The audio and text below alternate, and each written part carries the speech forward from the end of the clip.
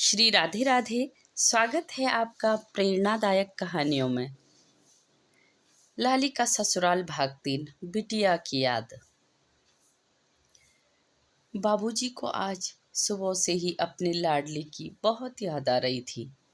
उनका मन अपनी बिटिया लाली से मिलने को बेचैन हो रहा था। अमोली ने बाबा को उदास देखा तो बाबा से बोली, बाबा क्या बात है, आप परेशान क्यों हो? कुछ देर बाद बाबा अमोली से बोले, मुझे लाली की बहुत याद आ रही है। पता नहीं कैसी होगी मेरी बिटिया। अमोली बाबा से बोली, बाबा दीदी को देखकर आ जाइए। बाबा दीदी को भी हमारी बहुत याद आ रही होगी। अगर लाली दीदी की सास जी दीदी को आपके साथ भेजेगी तो उसको भी साथ लेकर आना। हम सबको भी दीदी की बहुत याद आ रही है। बाबा झटपट तैयार हुए और बेटी को कुछ सामान रखा और लाली से मिलने उसके ससुराल पहुंच गए। जैसे ही उनके चौक आंगन में कदम रखा, उनकी नज़रें अपनी बेटी को ही ढूंढ रही थी।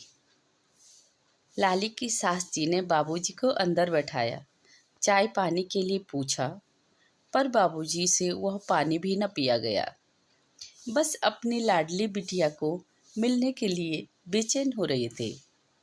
जब काफ़ी देर हो गई तो उनसे रहा नहीं गया और लाली की सास जी से पूछ ही लिया, लाली कहाँ होगी? आई नहीं मिलने। लाली की सास जी बोली, बहू सुबह से ही लकड़ी लेने चली गई थी। जंगल काफ़ी दूर है, अभी कुछ घंटे और लगेंगे। आप खाना खा लो समधी जी। आपकी बिटिया तो सुबह कुछ खाती नहीं और न कुछ बोलती है। लाली की सास जी लाली के ढेर सारे शिकायतों के पुलिंदे बाबूजी को गिना रही थी। जब अति हो गई तो बाबूजी बोल पड़े, मायके में तो मेरी लाली बहुत काम करती थी, दिन भर हंसती मुस्कुराती थी। आपके घर में ऐसा क्या हो गया जो मेरी बेटी मुस्कुराना ही भूल गई? लाली की सास जी बोली, हमारे यहाँ किसी चीज़ की कमी नहीं है समधी जी। आप खाना खा लीजिए, आपकी बेटी आती ही होगी।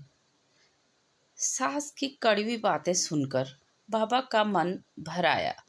मन में दुख, दर्द और आंसुओं से जैसे उनका सीना छलनी हो गया हो। बाबूजी सिर्फ इतना ही बोल पाए, मेरे घर में तो मेरी लाली बहुत काम करती थी, पर पता नहीं आपके घर में क्यों उसको काम नहीं आ रहा है। अभी 18 साल की ही तो है और उसको आए अभी कुछ ही समय हो रहा है। धीरे धीरे मेरी बेटी सब काम सीख जाएगी समधन जी। पर मन ही मन बहुत चिंतित हो रहे थे कि मेरी बेटी बिना खाए ही सुबह से जंगल गई है। दोपहर के 2 बजने को आई, पर अभी आई नहीं। भूखी प्यासी कैसे लकड़ी काट रही होगी। कुछ देर बाद पसीने से लथपथ हरी धोती पहने लाली बड़ा सा लकड़ी का गट्ठर लिए बगीचे में आई और अपनी ननद नीता को आवाज़ लगाकर बोली, थोड़ा पानी दे दो। लाली ने लकड़ी का गट्ठर बगीचे में रख दिया। बाबूजी तिवारी में बैठे सब देख रहे थे।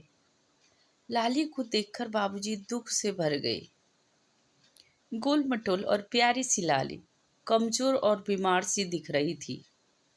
जैसे ही लाली की नजरें बाबूजी पर पड़ी, लाली पानी पीना भी भूल गई और दौड़कर बाबूजी के पास आकर बाबूजी के गले लग गई।